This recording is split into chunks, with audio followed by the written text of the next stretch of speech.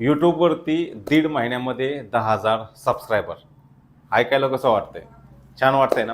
कारण हे subscriber complete झाल्यानंतर मला पण खूप आनंद झाला, मजा पण आली काम करताना. तुम्ही म्हणसाल, "सर तुमचा चॅनलचा अगोदरचाच आहे आणि तुम्ही कसं काय म्हणता की 1.5 महिन्यामध्ये 10,000 सबस्क्रायबर तुम्ही कंप्लीट केले?" ॲक्च्युअली चॅनल माझा अगोदरच होता, पण माझा पूर्णपणे फोकस हा Instagramवरती होता आणि मी Instagramवरतीच मॅक्झिमम व्हिडिओ टाकायचो. म्हणजे YouTubeला जवळ-जवळ व्हिडिओ टाकतच नव्हतो. पण बऱ्याच रिक्वायरमेंट आले की सर मोठे व्हिडिओ नाहीत का, स्टेज डिझाईनचे व्हिडिओ नाहीत का, इव्हन डिजिटल मार्केटिंगचे व्हिडिओ तिथं बघायला मिळतील का नाही मिळणार आहेत. या सगळ्या गोष्टी ज्यावेळेस मला यायला लागल्या किंवा मला मेसेज यायला लागले, त्यावेळेस ठरवलं की आपण यूट्यूबवरती परत आलं पाहिजे.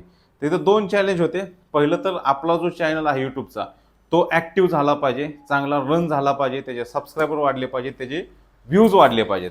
आणि एवढंच न होता आम्ही काही माइलस्टोन ठेवले होते. एवढे-एवढे सबस्क्रायबर एवढ्या-एवढ्या दिवसामध्ये झाले पाहिजेत. आणि तो माइलस्टोन आम्ही कंप्लीट केला की 1.5 महिन्यामध्ये 10,000 सबस्क्रायबर मला पाहिजे होते. ते 10,000 सबस्क्रायबर झाले पण.